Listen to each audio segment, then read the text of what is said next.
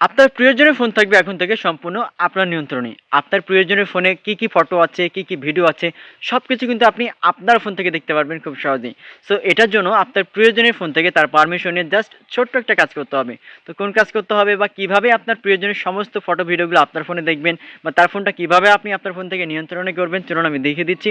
আর এরকম important video প্রতিনিয়ত পেতে চ্যানেলটি আপনি সাবস্ক্রাইব করবেন, সাবস্ক্রাইব করে সাথে থাকবেন। তো চলুন তাহলে মূল ভিডিওটি দেখে নেওয়া যাক। তো ফার্স্টে আপনার প্রিয়জনের ফোন থেকে ডাটা অথবা ওয়াইফাই অন করে নিতে হবে। নেওয়ার পরে তার ফোনে আপনি খুঁজে দেখবেন যে গুগল ফটো বা ফটো নামের এরকম অ্যাপস থাকবে, এই অ্যাপসে ক্লিক করতে হবে।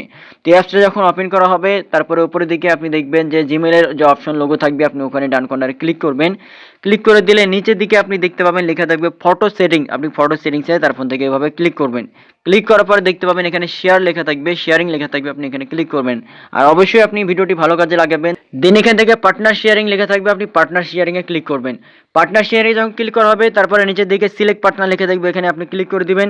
ক্লিক করার পরে দেখেন এখান থেকে এবার আপনাকে যেটা করতে হবে টাইপ অ্যান ইমেল অ্যাড্রেস, মানে আপনার ফোনের অর্থাৎ আপনার ফোনের এবার ইমেল অ্যাড্রেসটা আপনি এখান থেকে সাবমিট করে দিবেন। যেহেতু আপনার ফোনে আপনি তার প্রিয়জনের সমস্ত ফটো ভিডিওগুলো আপনার ফোন থেকে আপনি দেখবেন, এর জন্য আপনি এখান থেকে আপনার ইমেল অ্যাড্রেসটা দিবেন।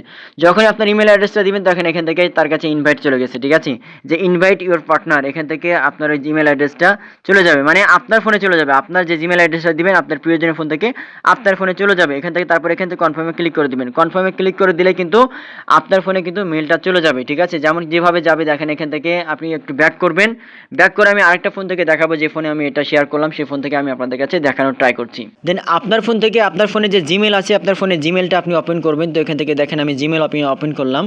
জিমেল যখন এখান থেকে ওপেন করা হবে, ওপেন করলে দেখতে পাবেন এখান থেকে দেখেন আমার যে ফোন থেকে মানে আপনার প্রিয়জন ফোন থেকে এভাবে কিন্তু আপনার যে জিমেলে এভাবে একটা নোটিফিকেশন আসবে, একটা মেল আসবে, আপনি এখানে এভাবে ক্লিক করবেন।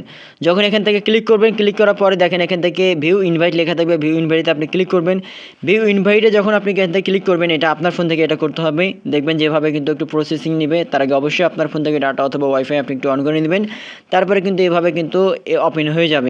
তো আপনারা দেখতে পাচ্ছেন এখানে অ্যাকসেপ্ট লেখা আছে। আমি যদি এখানে অ্যাকসেপ্টে ক্লিক করি দেখেন এখান থেকে একটু প্রসেসিং নেবে, একটু লোডিং নিতেছে।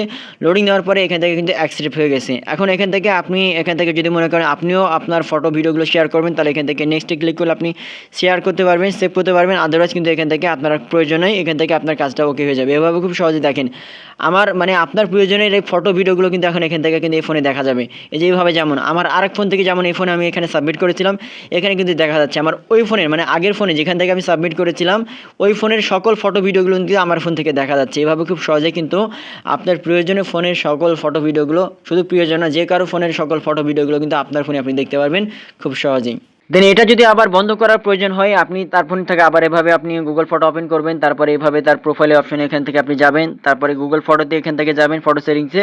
তারপরে আবার এখান থেকে শেয়ারিংয়ে তার ফোন থেকে যেতে হবে। যাওয়ার পরে পার্টনার শেয়ারিং এখান থেকে দেখতে পাচ্ছেন লেখা আছে আপনার ফোনের যে জিমেলটা এটা এখানে আসতে হবে। তারপর উপরের দিকে থ্রি ডট নামের অপশন এখানে ক্লিক করতে হবে। ক্লিক করলে স্টপ শেয়ারিং লেখা থাকবে, এখানে ক্লিক করলে কিন্তু আবার কিন্তু এটা বন্ধ হয়ে যাবে। এভাবে খুব সহজে কিন্তু আপনি তার ফোন থেকে আবার আপনি যদি মনে করেন যে আর প্রয়োজন হয় তাহলে আপনি বন্ধ করে রাখতে পারবেন খুব সহজে। সো এরকম ইম্পর্টেন্ট ভিডিও প্রতিনিয়ত পেতে অবশ্যই আপনি এই চ্যানেলটা সাবস্ক্রাইব করবেন, সাবস্ক্রাইব করে সাথে থাকবেন। ধন্যবাদ।